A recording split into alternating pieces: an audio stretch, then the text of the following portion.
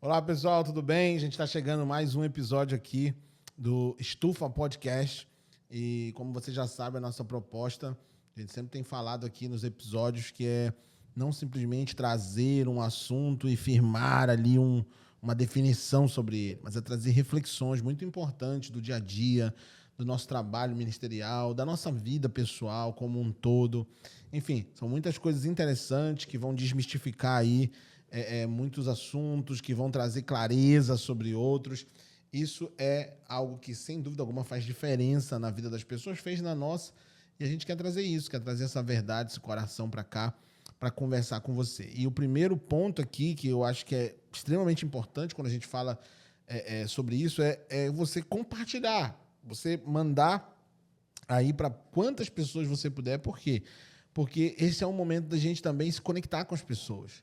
E quando você conhece pessoas que precisam ouvir sobre determinado assunto, que precisam ter esclarecimento sobre algo, aqui é o lugar onde a gente discute. Está aqui o pastor João Pedro, Pablo, e a gente vai trazer algo sempre aqui que vai de encontro assim à necessidade ali, a pontos bem específicos. E hoje a gente quer falar sobre mais um assunto que a gente considera muito importante, que sempre está ali nas rodas de conversa, nos bastidores, que é tema de pregação, que é tema de série, que é tema de muitas músicas e é tema também de muita polêmica, porque sempre divide opiniões. Mas a gente quer aqui trazer também coisas da luz da palavra, né?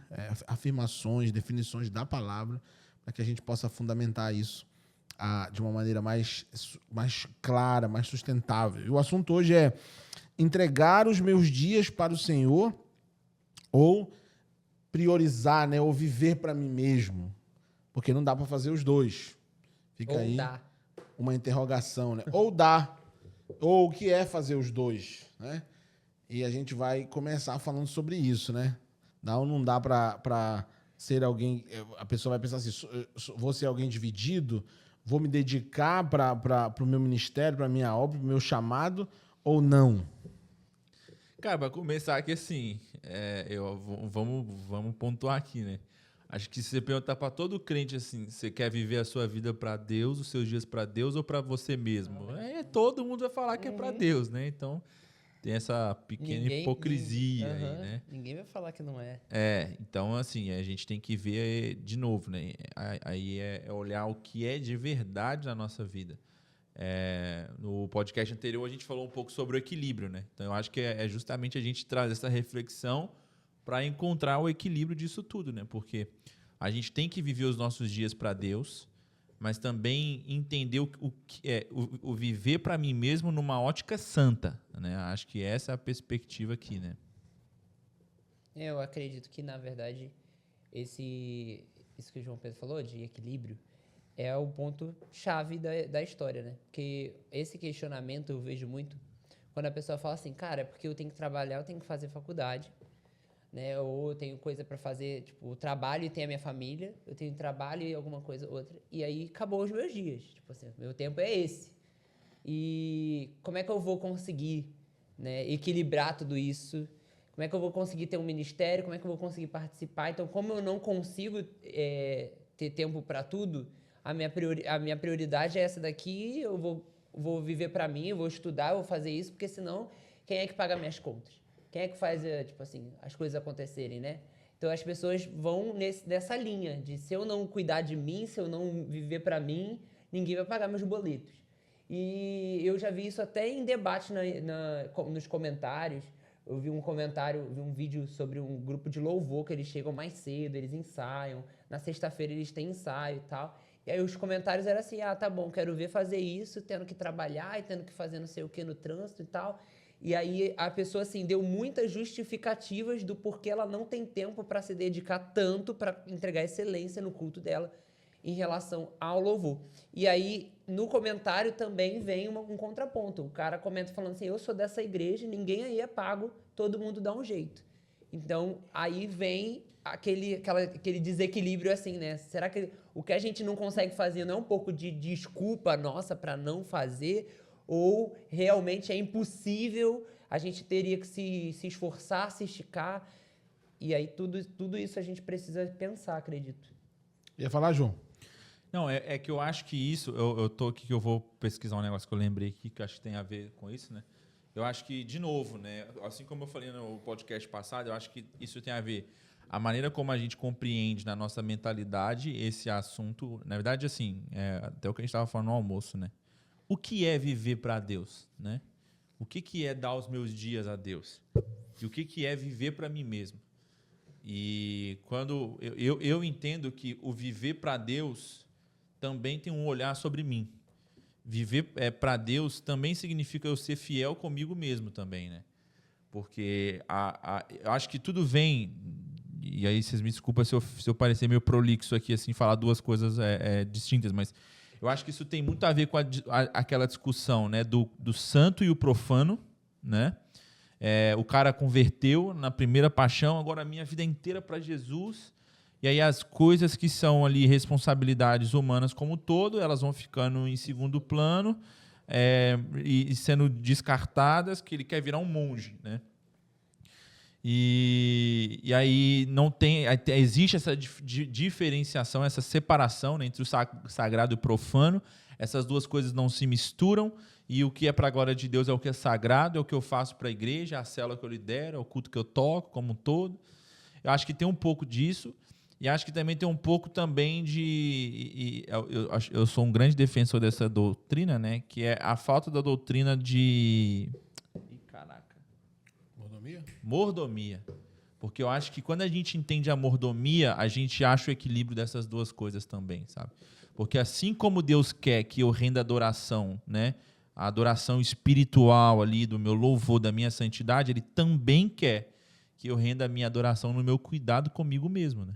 Então, ir no médico quando eu estou doente é tão santo quanto eu orar pela manhã, né? Aí talvez alguém vai se escandalizar com isso agora, né? Não, pois é, essa parada aí, na verdade não, eu achei muito interessante, porque inclusive eu já tinha anotado aqui como pergunta. Será que o começo desse problema não está lá na raiz da interpretação? Porque essa porque essa parada de você compartimentar tudo, de dizer aquilo ali é santo, aquilo ali não é. Pablo falou uma época muito disso. A dualidade. Né? Tipo assim, você separa, minha casa não é santo, porque eu vou pro templo que é santo. Uhum. Hoje está um pouco mais... Acho que a gente tem trazido mais essa informação, mas ainda há muito disso na igreja, né? O culto é santo, aqui é santo, esse templo é santo, esse altar é santo. A gente só faz santo o que a Bíblia nem chama tanto de santo, né? Que é geografias e coisas. É isso aí, perfeito. Acaba sendo uma pregação muito grega isso, a dualidade do céu e inferno. Então a parada não está mais na interpretação da raiz, né, que gerou toda essa concepção aí que a gente tem hoje. Eu acredito que sim, só que eu acho que mesmo quando a gente compreende que não é isso, eu acho que a gente ainda tem o pessoal tem a dificuldade de conseguir, mesmo entendendo que a faculdade que eu faço pode glorificar a Deus e tal, mas eu acho que a galera tem um pouco de dificuldade de entender assim, cara, eu preciso conseguir equilibrar os dois, sabe? Muita gente pega a ideia como a minha faculdade glorifica a Deus, como o trabalho que eu tô glorifica a Deus, então eu não quero mais me envolver com as coisas da igreja. Eu já glorifico a Deus aqui no meu trabalho, na minha faculdade, eu sou crente.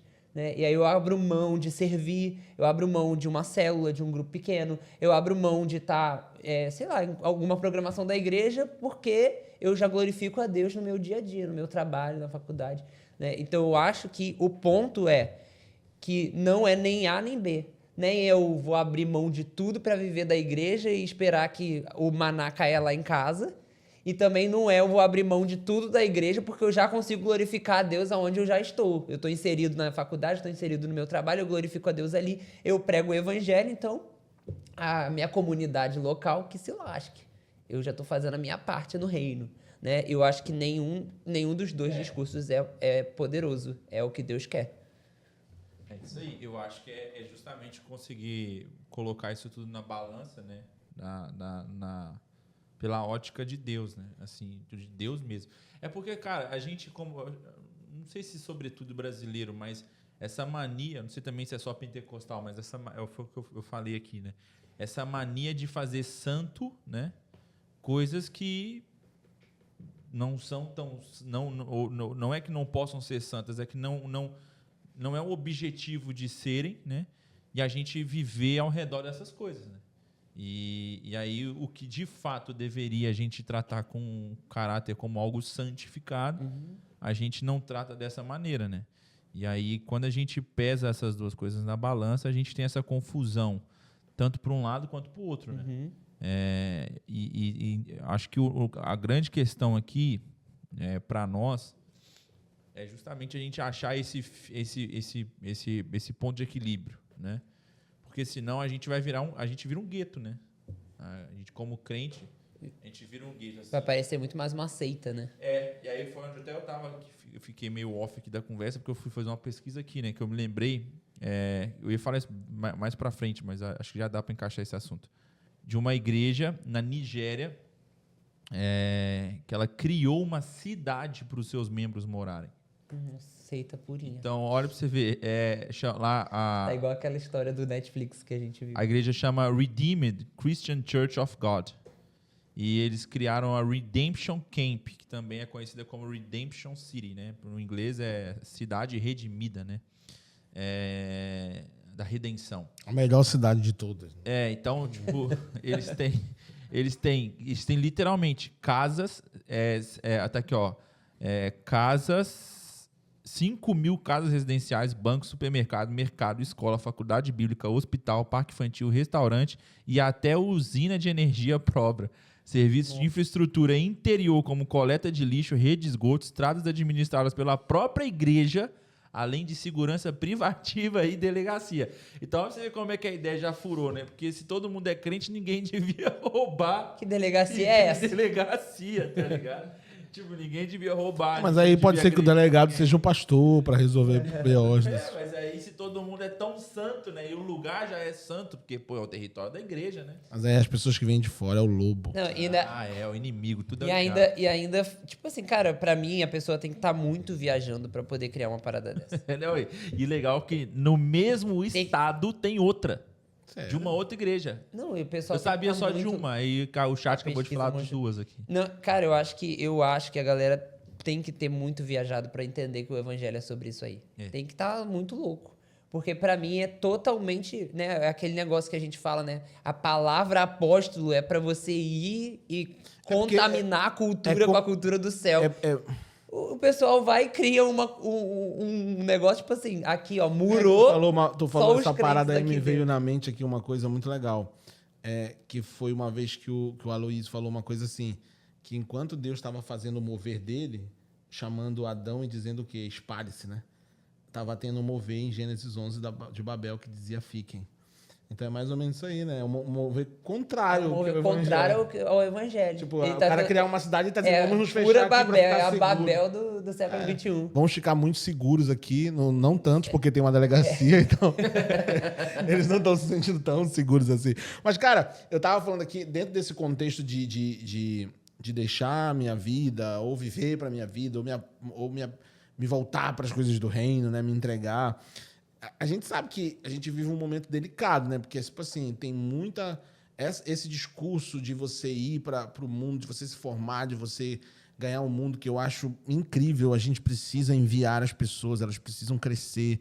Essa parada de você não tem que estudar, isso não é de Deus. Tem profissões que são, tem outras que não são, isso aí não tem nada a ver. A gente volta para aquela parada lá de a direção ali no seu relacionamento com Deus é a mais clara. Mas tem um ponto, né? Isso trouxe vários problemas, porque a gente tem hoje uma galera que está presa sobre esse discurso, tipo, cara, esse negócio de estar se entregando para servir na igreja, isso é balela, isso aí vai sugar a tua vida, teus dias, teu tempo, e tu não vai ganhar nada. Quem ganha é o pastor, irmão, você não ganha. Então vai viver sua vida. E isso é tão problemático, né? Tão ruim, que em cima dessa coisa boa que é encorajar as pessoas a exercer funções, a alcançarem posições, a estudar, também cria-se esse discurso perigoso, esse problema, né, que se levanta. E o que vocês acham disso? Como a gente pode... eu sei que a gente já falou de equilíbrio aqui, mas não quero só usar a palavra equilíbrio para definir um assunto que a gente pode ir mais fundo e trazer algo mais para a prática. O que vocês acham de como a gente pode combater esse discurso, que não é mais só um discurso hoje, ele já está bem real, assim, a gente já encontra esse muro de cara quando a gente, por exemplo, quer fazer célula, quando a gente quer dizer doa sua casa, quando a gente quer dizer fica mais tempo na igreja para servir, para ser voluntário. Como a gente vence esse discurso? Ainda mais num tempo onde a gente está entendendo que a vida em igreja é comunidade, é as pessoas estarem próximas, criar vínculos. Aí a gente propõe algumas coisas, não posso não, porque minha agenda está totalmente tomada, eu não posso me envolver com as coisas da igreja. E aí, como que a gente vai fazer isso, né? A gente vai trazer essa conscientização. Eu acho que vai do discurso de quem é a tua vida, né? O Lázaro ia responder, a minha vida é de Deus. Então, se a tua vida é de Deus, por que tu não... Dos meus criadores da piada, levantar um supervisor. Nossa, essa foi... Eu acho que a nosso questionamento tem que ser o que se Deus é o dono da tua vida, então por que tu não tem tempo para as coisas, né, que ele tá fazendo, assim, digo de comunidade local, né? Porque eu sei que Deus te usa muito no teu trabalho, eu sei que Deus te usa muito na faculdade, né? Que você é uma bênção, missionário, etc. Só que nada tira do fato de Hebreus ter falado, olha, não deixem de congregar. Como é o caso de muitos, mas não deixem. É lindo esse texto. Eu uso na minha igreja direto. Para permanecer junto e incentivar uns aos outros no amor e nas boas obras. Então, o incentivo para o amor e as boas obras é na comunhão da igreja. Perfeito. A gente, às vezes, está tentando, né, fazer boas obras e agir no amor sem precisar da igreja. É o desigrejado que só vai na igreja para o culto de domingo, né, receber uma palavra motivacional e eu não preciso mais da igreja para nada. Eu não vejo, biblicamente, a igreja como isso, né, que é só ali bater o ponto no domingo. Por mais que a gente tenha esse movimento aí das mega igrejas e tal, eu discordo, eu acho que a igreja é mais do que isso. Não estou dizendo sobre passar todos os dias da semana lá dentro, mas é sobre relacionamento. Então, assim, por mais que eu não vá lá, eu ainda estou conectado, né? Igual um jovem da minha igreja falou assim, pastor, eu vou precisar ficar 3 meses sem vir durante a semana em nada, nem em GC, nem em culto de terça-feira, nem nada, porque eu vou fazer um curso de elétrica. Pode ser no Senai? Eu falei assim, claro. Não, elétrica não, solda. Eu falei, claro, ainda vai abençoar muito a nossa igreja, porque às vezes eu tenho umas ideias de construir umas coisas aqui, não tem ninguém pra soldar. Ele já foi mal intencionado aí. Falei, vai e aprende direitinho, porque eu quero aqui. Problema, filho. Vai lá. Inclusive, fica a dica, quem quiser aprender cenografia, essas coisas, você tá Cara, tá liberado, entendeu?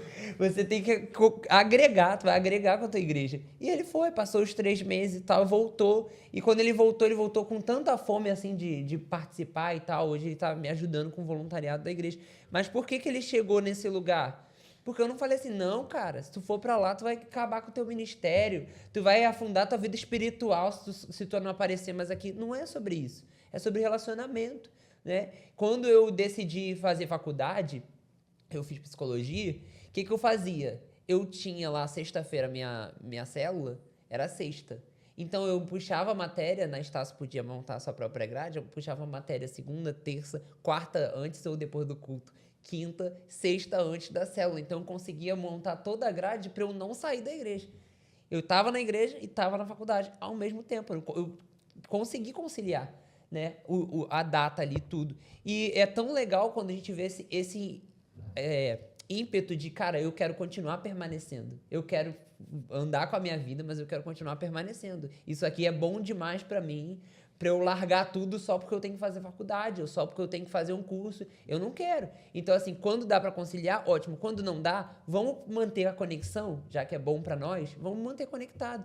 Então, faz um GC online para você se manter conectado. Eu acho que, assim, o melhor é quando a gente enxerga nas pessoas o interesse de continuar sendo comunidade.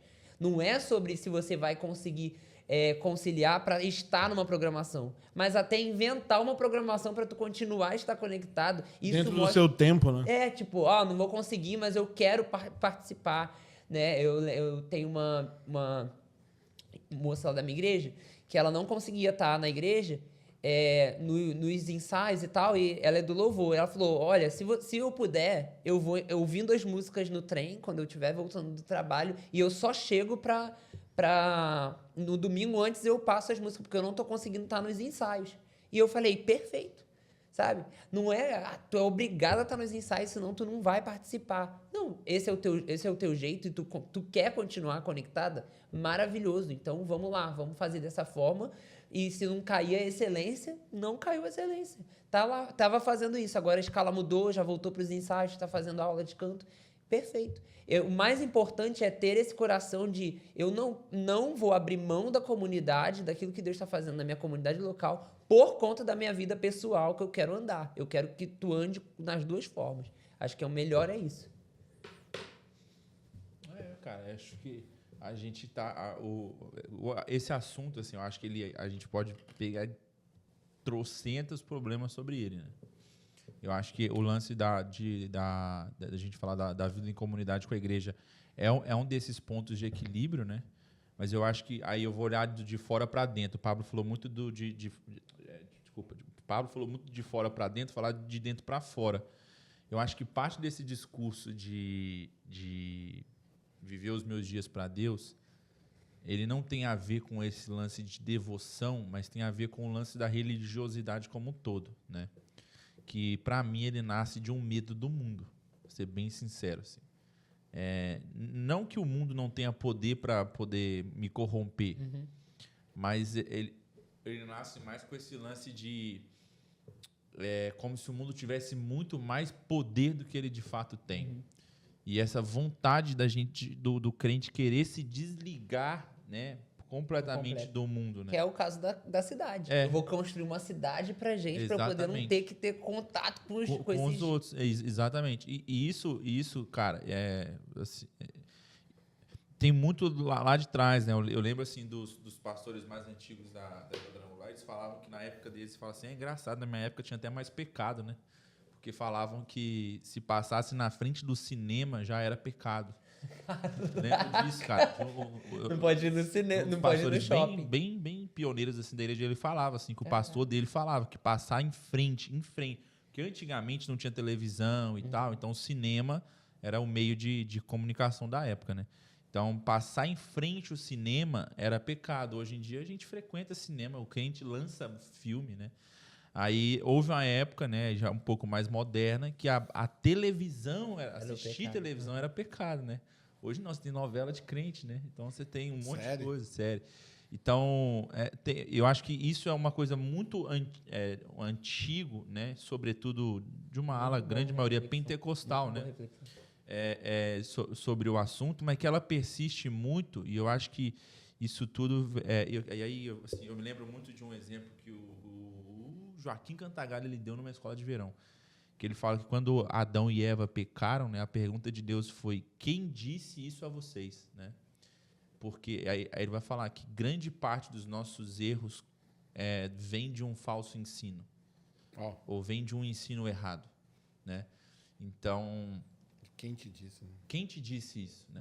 Então, assim, hoje é muito comum, cara, é muito comum. Eu lembro que uma vez eu ouvi de algumas pessoas, eu não lembro se isso foi na minha faculdade, para quem não sabe, eu fiz faculdade de teologia na Pontífice, né?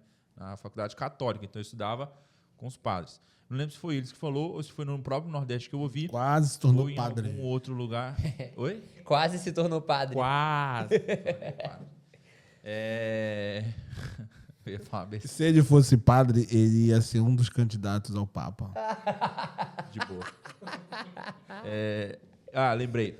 Que eu ouvi que, assim, no Nordeste, lá no sertão, acreditam que o padre Cícero foi quem escreveu a Bíblia. Meu tá ligado? Deus. E se você falar com eles que não, eles brigam com você, né?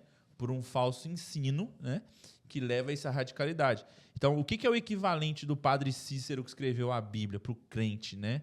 É o crente que tem alguns dogmas sobre esse aspecto que a Bíblia não respalda, velho. Entendeu? A Bíblia não dá sentido, né? Igual, tem...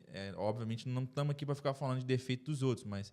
por que até hoje tem igrejas que o cara usar barba é pecado, né? E não faz o menor sentido. Não faz o menor sentido. Porque o judeu, ele é barbudo, né? E quem escreveu a Bíblia, gente, você sabe, tá? Mas a gente foi vai falar, só Jesus judeus, é barbudo. Né? O próprio Jesus tinha barba. Então, tipo, cara, são coisas que, olha pra você ver, né? Não fazem o menor sentido.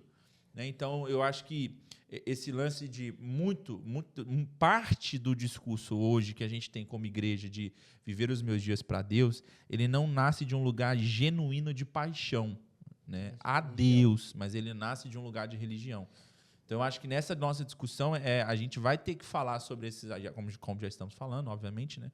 Essas nuances desse discurso de... Porque eu sou 100% da bandeira, vamos viver os nossos dias para Deus, né? Até a música que a gente lançou, vamos viver para ti. Essa é a nossa vocação. Inclusive, tá saindo.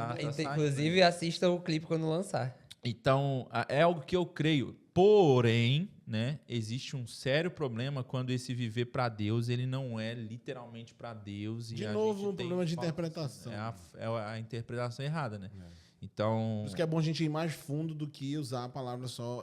Tem que se equilibrar, que é a base aí. Né? Eu acho esse negócio que o João falou tão legal da cultura, porque eu lembro lá atrás, na época que eu acho que eu nem liderava jovem, não liderava jovem ainda era um liderado, e aí eu descobri que o Marcos Madaleno não fazia um retiro no carnaval, ele fazia um bloco e ia pro carnaval. Nossa, aí a cabeça explodiu. Que era o nome era Reação.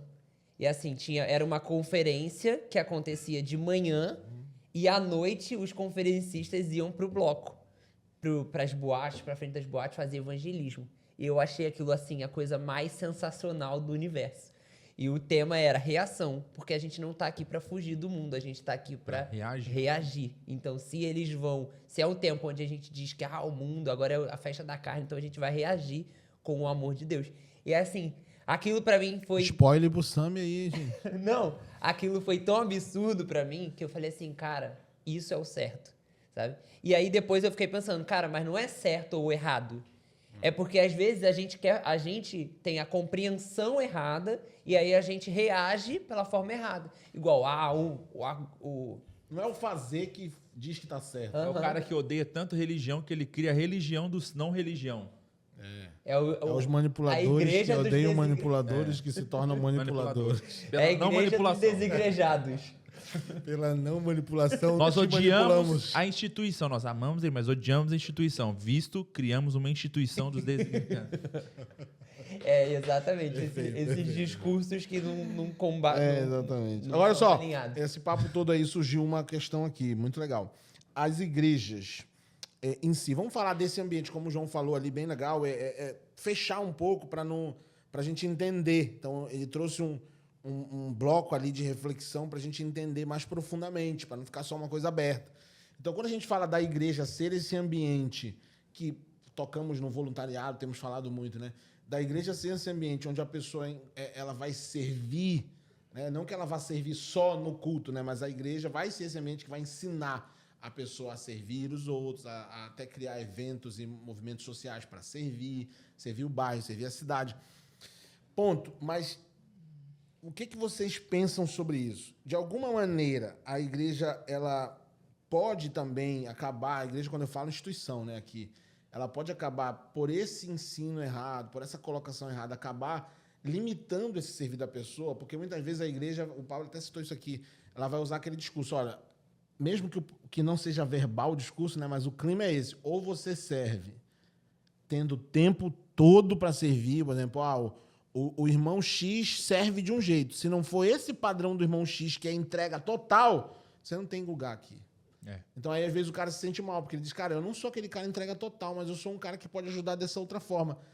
Você não acha que esse ambiente da igreja também, às vezes, não acaba dando essa mensagem errada? Tipo, ou você serve de um jeito ou você não tem espaço? Com certeza, né? Porque acaba que a gente limita o que as pessoas elas podem entregar. Aí eu vou até bater na tecla do vídeo do último podcast, que é o lance da célula, né? Porque enquanto você estava falando aí, eu comecei a lembrar de antigamente, né? Quando alguém falava assim, para mim, eu como supervisor de célula, líder de célula, cara, eu vou ter que fazer um curso aí à noite e tal. Não vai ter como eu liderar mais a célula. Eu ficava assim, não, mas que droga de curso, velho. Não faz curso não, pelo amor de Deus. Mas é porque naquele momento, né, o nosso zelo, né? Não é que a gente desprezava isso, mas o zelo de que as coisas continuassem ali, né, a gente focava nisso. Então, assim, acaba que acho que parte do Ministério Celular uma das críticas que, né, eu sei que o papo aqui não é célula, mas uma das críticas que eu sempre tive com o movimento em célula que a gente não teve maturidade para lidar era justamente com essa falta de equilíbrio, né, que ou a pessoa tinha que liderar uma célula, né, ou ele não servia para mais nada dentro da igreja. O ápice da vida dele com Deus era liderar uma célula. Então, se ele não fizesse isso, cara, você não serve para nós, você pode procurar uma outra igreja. Ainda a gente taxava isso ainda, é porque você não é comprometido com o reino, né?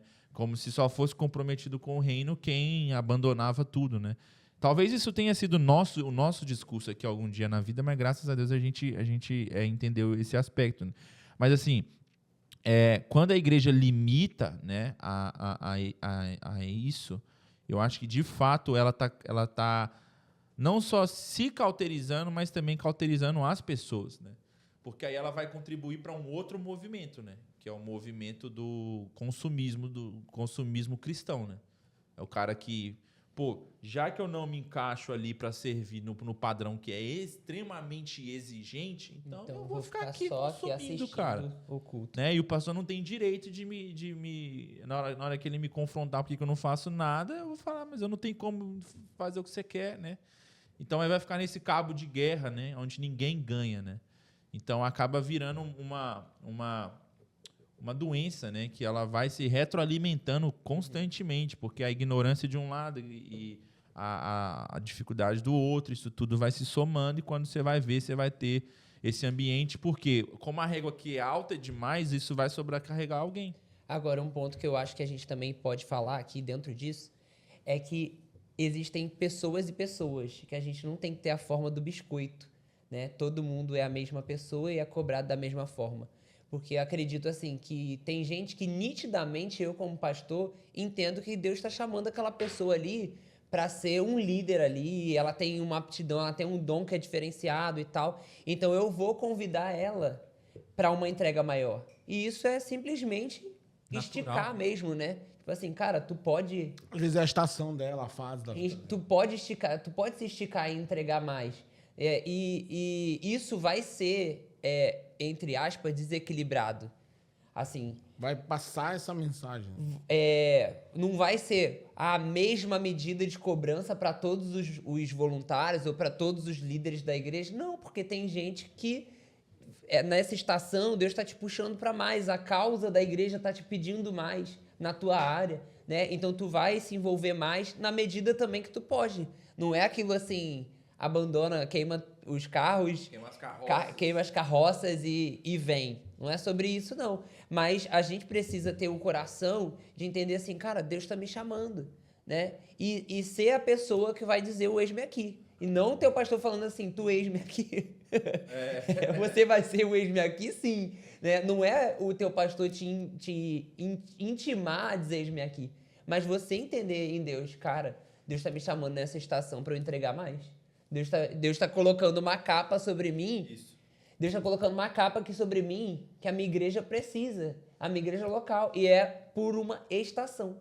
Às vezes, naquele momento, tu vai ser o líder do louvor, mesmo tu não querendo ser. Mas como a causa pediu, tu vestiu a capa. Tu queima as carroças, tu se dedica. Depois, eu creio assim, Deus vai levantar pessoas que Ele já preparou assim para aquele lugar. E aí tu vai passar o bastão e o teu chamado, o teu mandato foi cumprido, né? E a gente, às vezes, assim, por se assustar, tipo, caraca, mas aí eu vou ter mais uma cobrança, vou ter mais uma demanda, não sei o quê. Não, mas eu preciso cuidar da minha vida, eu não quero me envolver. E, às vezes, a comunidade fica lesada porque eu não quero dar o meu sim para uma porção por um tempo só. Eu chamei um menino lá da igreja e falei, cara, eu vou precisar de você assumindo o som aqui. Ele falou, cara, mas eu não sei nada. Eu falei, eu vou pagar um curso pra você aprender e tal. Tem como? Aí ele falou, por quanto tempo? Eu falei, até levantar um time e um líder pra esse lugar. Ele falou, então tá. Pela causa eu dou meu sim. Eu acho que esse é o coração. A gente, porque pela causa eu dei meu sim pra liderar teatro lá atrás. Pela causa eu dei meu sim pra liderar jovens lá atrás. E hoje eu tô pastoreando uma igreja pelos meus sims lá de trás. Agora, se sempre que a minha comunidade precisa, o meu não é certo, porque eu tenho 1000 coisas da minha vida para fazer, Deus nunca vai me dar uma porção maior. Tem gente sonhando em pregar no Descende, mas não deu sim para célula, não deu sim para poder fazer uma coisa mínima ali na sua igreja local. Como que tu vai chegar, eu vou tocar para os estádios? Tu deu sim para lavar o banheiro da tua igreja algum dia? O mínimo a pessoa não tá dizendo sim ainda. E esse não aí que você falou, ele tem sido cada vez mais frequente justamente por esse ambiente que sufoca, né? Porque quer queira, quer não, esse discurso humanista aí, né, do homem no centro, do homem no centro das atenções, ele está sufocando o chamado. Às vezes a pessoa até tem um chamado para dedicar mais tempo, mas ela se compara. Né? Ela diz, mas se eu fizer, né? Então, é muita literatura sobre isso, é muito ataque sobre isso, é muita postagem sobre isso. E é aquela postagem, geralmente, que vem daquele lugar que o João falou. É o cara que não tem igreja. A gente até brinca, às vezes, no nosso meio, né? Quando a gente, às vezes, tem que colocar a mão na massa na nossa igreja, o pastor, a gente sobe no teto, monta um andame, carrega o carro de mão, quebra alguma parede, a gente diz assim, cara, manda esse vídeo para quem não tem igreja e tá batendo na igreja. Porque provavelmente ele está com muito tempo, né? Isso não é uma crítica a ninguém, mas isso é um testemunho. Por quê? É sim uma crítica. Não, no sentido assim. Não é uma crítica. Não é uma crítica no sentido assim, diretamente a uma pessoa. Talvez seja várias. Sabe por quê eu quero dizer isso? Porque o testemunho é o seguinte: é que a gente. É isso, eu quero dizer de onde parte. Parte de um lugar assim, ó. Se você. Porque eu já fui só pastor de jovens, e glória a Deus por esse tempo. Mas eu não tinha noção do que era ser um pastor que assume uma igreja. Porque quando você assume, de fato, você começa a considerar tanta coisa que você não vai perder tempo mais com ela. Você começa a redefinir prioridades de uma maneira... E é literalmente isso. Quando nossos pais, algumas pessoas falaram lá de longe, né, dizendo assim, ó, quando você assumir, você vai ver. Às vezes tinha o discursozinho do ódio ali embutido, mas tinha uma verdade. Né? Tinha uma verdade. A verdade é, cara, você vai ter... O seu tempo vai ser diferente, o seu senso de valor muda, entende? A sua percepção de valor muda. Você começa a dizer assim, cara, perder tempo com isso aí, não tem nem tempo, na verdade. Né? Às vezes, para a gente gravar um vídeo de uma coisa proveitosa, que é uma aula, a gente não tem tempo. Então, de fato, isso é uma verdade. Agora, cara, eu ouvi uma parada uma vez que de alguma maneira me marcou e me chocou. Na época, né? Hoje eu consigo interpretar mais ela, mas... E eu quero jogar isso aqui na mesa para vocês, porque é um ponto delicado. Foi um pastor, que era até um amigo, assim, já era mais velho, ele falou assim, ó, sabe qual é o problema, às vezes, de muitos jovens que estão servindo nesses tempos? Se a gente não ensinar eles o certo, eles, quando estiverem adultos, vivendo a sua fase profissional, de estudar, de conquistar as coisas, eles podem culpar Deus diante ou sobre o discurso de que eles deram tudo para a igreja, tudo para o reino, e agora, cadê Deus na minha vida profissional? Cadê meu salário? Cadê as promessas? O que vocês têm a dizer sobre isso? Eu acho que aí entra a mordomiazinha, né? Com certeza, o ensino, né? Porque, cara, assim, eu tenho que entender que, vamos lá, hoje tem que estar gravando aqui, né? No domingo anterior a essa gravação, eu estava pregando na igreja falando justamente sobre provisão. De entender que provisão não é algo que Deus está fazendo, é algo que Ele já fez, e a gente precisa discernir o que Ele fez e apenas estar ali alinhado e contribuir para a nossa vida. Então, como que, né, de uma forma bem lógica aqui, né, como que a pessoa está desempregada? Deus me proveu um emprego, o cara não entrega um currículo, né? Estou usando aqui o exemplo clássico, né? Claro. É basicamente isso. Então, tipo... Isso tem a ver com mordomia. A mordomia é eu entender que o que é de Deus, mas a gestão de todas essas coisas diz respeito a mim mesmo. Então, aquela coisa de que eu tenho o meu tempo, né? Todo mundo tem as mesmas 24 horas, né? Não é sobre isso, mas é que todo mundo tem a oportunidade de plantar e colher. Não estou falando aqui de condições de plantio. Estou falando de plantar e colher. Ou seja, todo mundo aqui tem a oportunidade de servir a Deus numa igreja, mas também tem a oportunidade de procurar um emprego, seja lá qual for ele. Né? De estudar, de buscar uma formação como um todo. Né? Ainda mais no Brasil. Né? O Brasil é o país que mais tem universidades no mundo. Né? Isso é uma coisa absurda. Né? Existe uma crítica sobre isso, que o Brasil, a universidade não é ensino, ela é um comércio. Né? Enfim, mas o ponto é que existem essas oportunidades. A questão toda é que, assim, entra de novo naquilo, né? A religião que bitolou a mente do cara a ponto de que ele acha que só ele fazer as coisas... também tem o discurso do pastor, né? Aquele que está preocupado com as coisas de Deus, Deus está preocupando com a sua casa. De fato. Só que, vamos lá, de novo, o que é provisão, cara? É Deus abençoando aquilo que eu estou fazendo. O que eu estou fazendo, né? Então, esse lance de eu só me preocupar, vou usar o exemplo aqui da célula, né? Só com a minha célula, mas eu não me dedico no meu trabalho, eu sou preguiçoso, eu sou alguém desleixado, eu chego atrasado,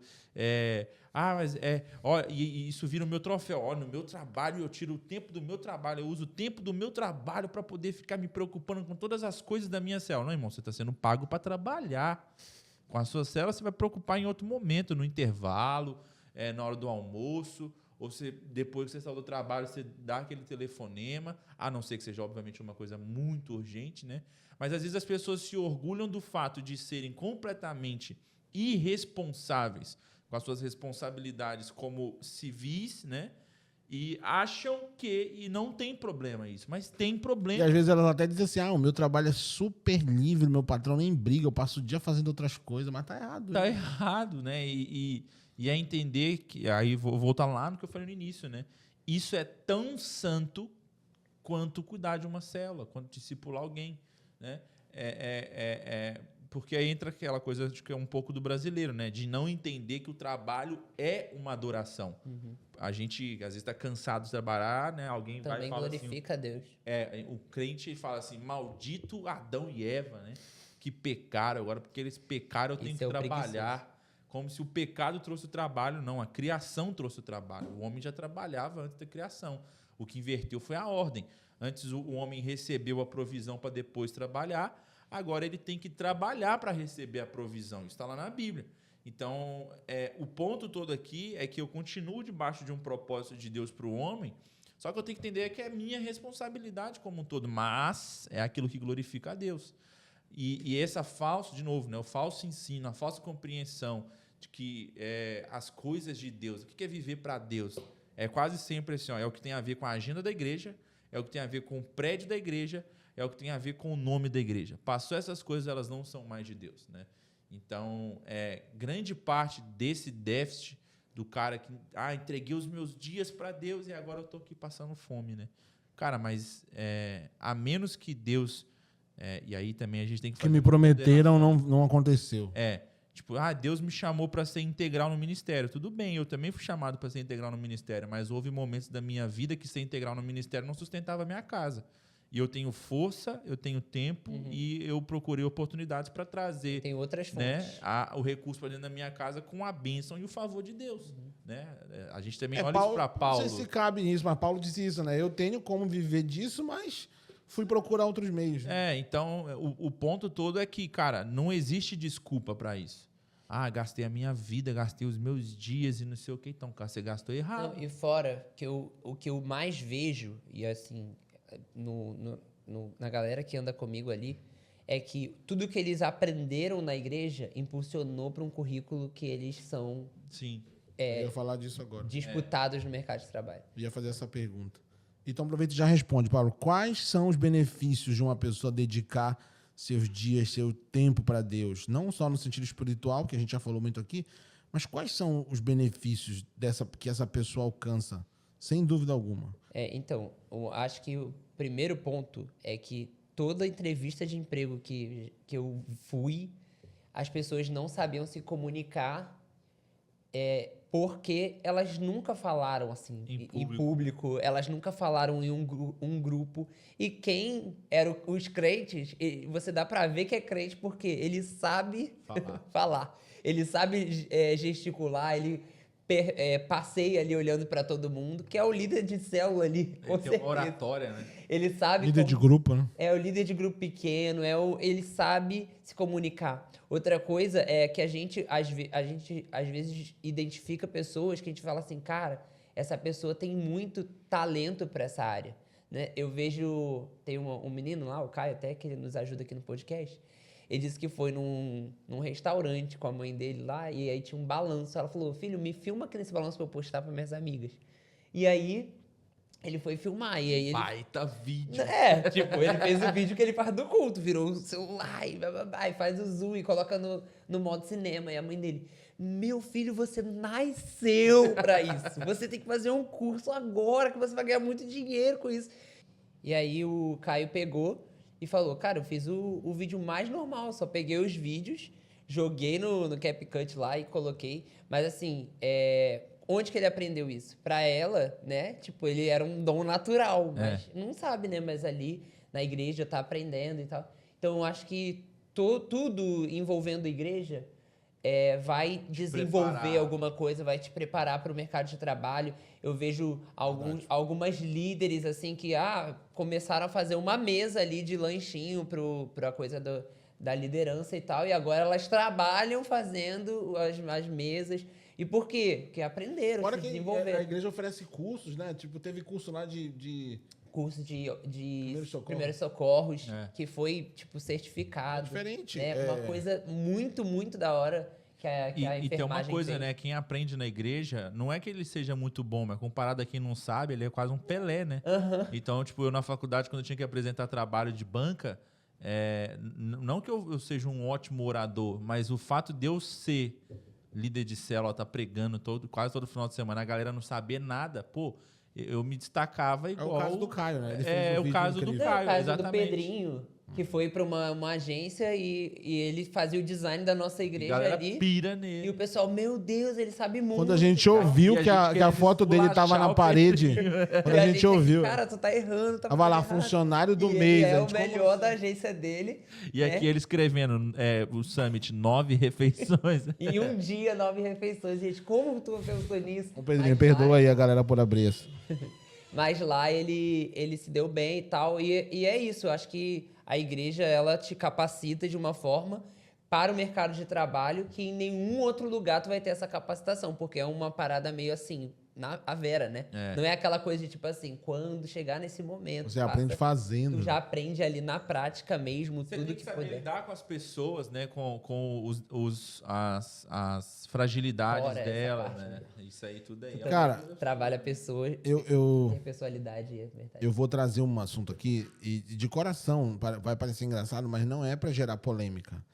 Porque a gente foge de polêmica. De coração. Não, a gente foge de polêmica. de polêmica, olha.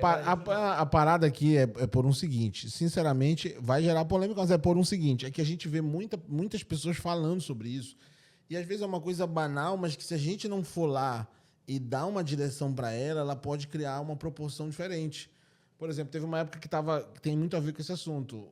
Teve uma época tão recente aí, né? Bem recente, que tava aquela onda de... Uma época semana passada. Teve aquela onda de canta ou não canta, aquela música, várias músicas, mas uma foi Tudo que eu tenho é teu, Cristo. Por quê? Porque nem tudo é... Do Drops. Por ele que eu estou gastando. Não, gasta a minha vida. Gastando o quê? Na verdade, tem as duas, né? Porque as duas são quase a mesma mensagem, né? Que é tudo que eu tenho é teu e eu tô gastando a minha vida. Aí a primeira é, canta ou não canta essa música? 2, é uma música para uma época, o Pablo falou uma coisa aqui muito interessante, acho que foi num dos nossos episódios, ele trouxe uma questão assim, muitas vezes, né, Deus está trazendo uma revelação para um momento, para um tempo, e você tem que entender isso. E eu creio muito que músicas, elas são muito Deus falando para uma época também, né? Principalmente quando os caras escrevem música assim, nesse nível. Mas aí a pergunta, canta ou não canta? É uma música para um tempo que está passando uma mensagem. É importante falar isso para uma geração que às vezes está polemizando uma bobagem, né? Não falo de quem trouxe vídeo ou a formação, mas falo de quando cai a informação lá no povo, né? Fica aquele burburinho, aquela coisa de gente até corrigindo o outro. Você não devia cantar, não. O que vocês falam sobre isso aí? A minha é mais ácida, se o Pablo quiser falar primeiro. Começa então com essa. Não fala o ácido que ele joga o Eu acho mel. que isso é o cara querer ficar metendo o bedelho na vida alheia também, né? Perfeito. Querendo medir sacrifício dos outros. Vai ficar medindo seu sacrifício por quê? Ele perfeito. Mas cara, é porque eu até comentei do cara lá do podcast comentando sobre isso. Coisa que Quem tá te falando isso tá ganhando uma grana com isso, tá medindo a sua vida com uma grana, e você que pega um busão lotado todo dia de manhã pra ser fiel a Deus no seu dízimo, você não tá perdendo não, irmão? Isso não é sacrifício. É de novo, a gente só vê como sacrifício aquilo que está travestido de santo. Só que a nossa vida é santa uma vez que Cristo redimiu. Então, todas as coisas começam a se tornar perda. O cara, antes ele era desonesto, agora se tornou honesto. Agora, para ser honesto, ele vai ter que caminhar 2 milhas. Para ele virou uma perda, velho.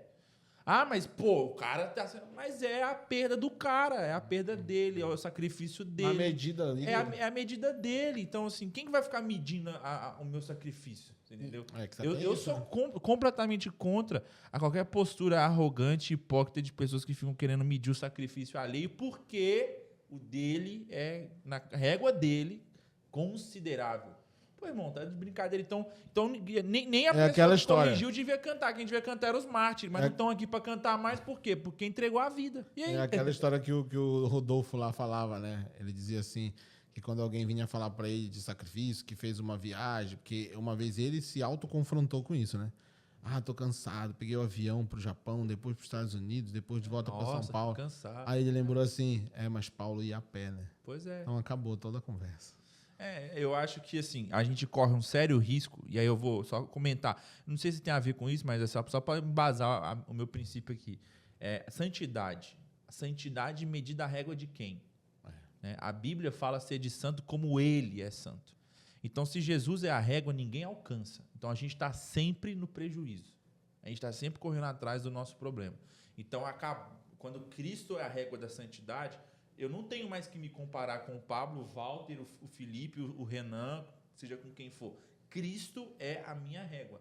Então, eu nunca posso olhar para o pecado do Pablo e dizer, não cometo, olha quanto eu sou santo. Não, porque e os que eu cometo que Cristo não cometeu?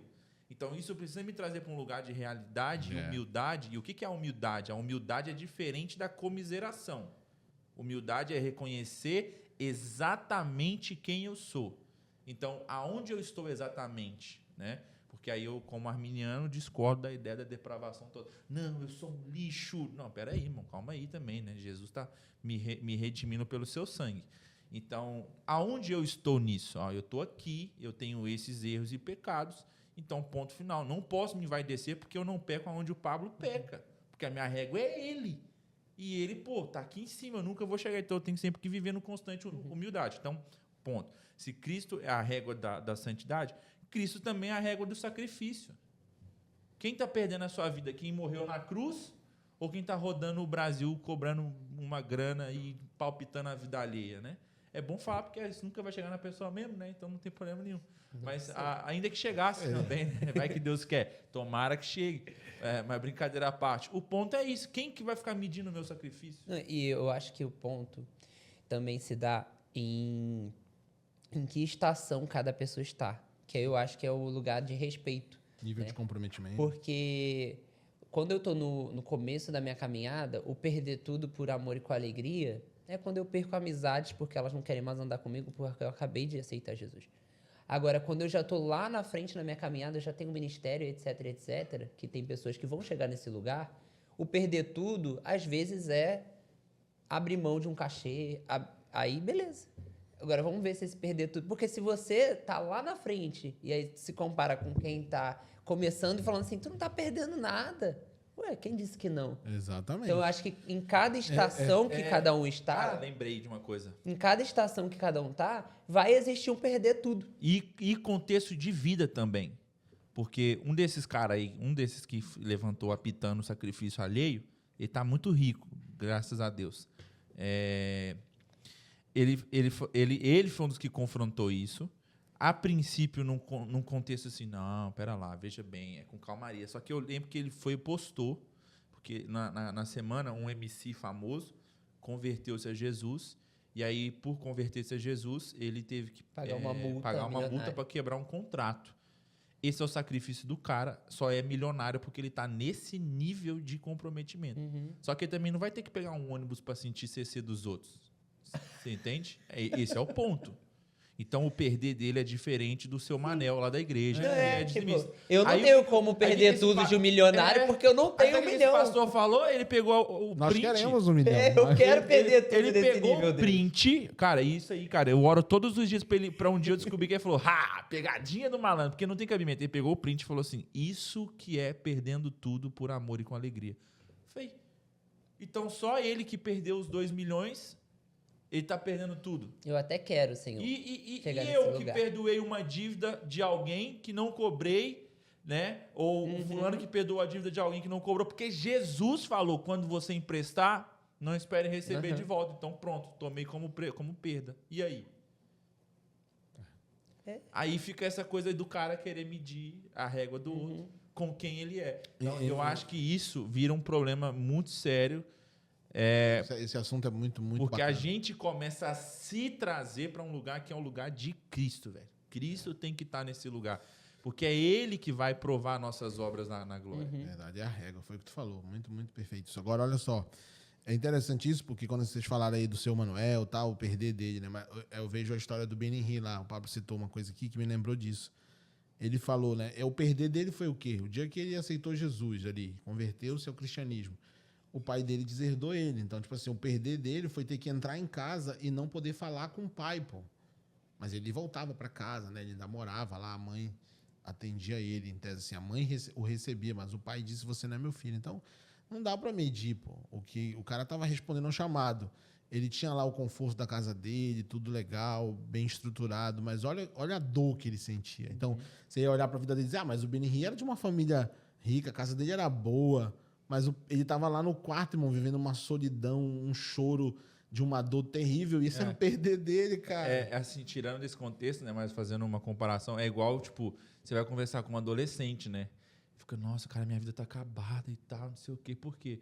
Aí, porque o meu crush não me notou. Fica, meu irmão, pelo amor de Deus, vai pagar um cartão.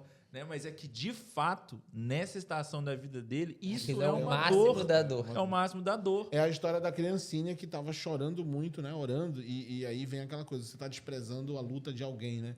E a oração dele era, Senhor, por favor, eu quero parar de fazer xixi na cama.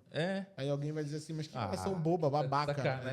Vai viver meus problemas. Mas, cara, ele era uma criança, irmão. O que o Paulo falou, a criança espiritual tá tendo os primeiros problemas de uma vida de quem disse um não, de quem renunciou ao mundo. Qual foram os primeiros problemas? Ter problema em casa, perder os amigos. Pode ser uma bobagem para você que tá caminhando muito. Mas como é que eu vou conseguir orar? Não, e aí isso também cai, já que a gente tá falando de música, cai no mérito de o quanto, e aí eu acho que até um podcast sobre isso é legal, o quanto a igreja abandonou as canções para esse público. Porque a gente não canta mais o Thales, que é todo dia o pecado vem e me chama, a gente só quer a contemplação. Só que ali tem um monte de gente que chegou agora e não faz ideia do que é o trono, os serafins e etc. Eles estão vivendo exatamente o todo dia o pecado vem e me chama, mas eu escolho Deus. Só que a gente não canta mais isso, a gente só canta contemplação. Só que eles não fazem ideia do que é a contemplação. A gente escolheu tanto as às vezes canções... eles até cantam, mas não sabem o que Sim, a gente jogou todo mundo na régua da maturidade, só que os cristãos mais imaturos ali, eles não têm mais a canção que expressa o que eles estão vivendo. E aí a gente vê uma igreja assim, que em conferências ela é muito intensa. Por quê? Quem vai pra conferência? Crente mais maduro. Agora, quem tá lá no dia a dia dessa igreja local? O pessoal que acabou de converter. Aí a gente quer cantar as músicas da conferência, que é por ele que eu tô gastando a minha vida, etc, etc. A gente quer cantar na igreja local, só que a pessoa que acabou de se converter, ela não tem a compreensão Isso total. é perfeito, isso aí é outro podcast, que Outro é podcast. até uma dica para os ministros de louvor na hora de escolher a música. Né? Fica a dica. Não escolhe música porque você gosta. Isso tem tudo a ver com... Mas isso tem tudo a ver com o assunto aqui, porque quando a gente está cantando, pregando e preparando um culto, é o que o Pablo falou, a gente tem que partir também da perspectiva de que nós estamos ensinando pessoas no seu momento, na sua fase de se entregar, de se envolver, de se conectar. Então, ele está levando algo dali. Então, é importante a gente pensar nisso. Então, pode cantar a música, né, galera? Claro, até porque quando você vai ouvir a revelação é progressiva, né? O Paulo Vicente, né, que escreveu a música, ele fala justamente sobre isso, né? Sobre as perdas dele com a própria música, né? Por exemplo, a música estourou, é a música mais ouvida e todo recurso que entra nada é dele, né? Ele escreveu, mas ele Ele fala, né? Eu lancei tudo aos pés de Jesus. Infelizmente, estourou mesmo. Virou forró, virou pagode. Não acredito. Aí Sério? Aí Meu problema. Deus do céu. Mas aí ele fala, né, que Eu isso já vi tem forró. a ver com um clamor do coração dele e da família dele que eles têm vivido todos os dias, né? Então não é só sobre o que são, é sobre o que nós queremos nos tornar também, né? Verdade. Ótimo.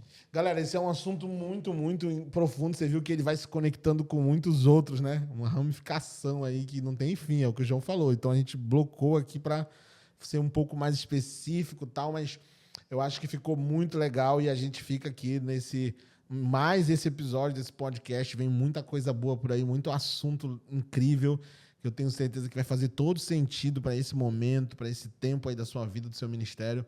A gente se vê num próximo encontro aqui, num próximo episódio. Compartilha com todo mundo que você puder. Eu tenho certeza que vem na sua mente tantas pessoas que precisam ouvir essas coisas. Pois é, tanta gente com dúvida, né? Você tem que estar na igreja, você tem que estar na célula, você está em pecado por estar fazendo um curso, então manda para essas pessoas que a gente vai ajudar elas a clarear. A gente não teve respostas aqui, mas eu acredito que os questionamentos ajudam ela a clarear a decisão que ela precisa tomar. É isso aí. Ficamos aqui e até o nosso próximo encontro no Estufa Podcast. Um abraço. Tchau.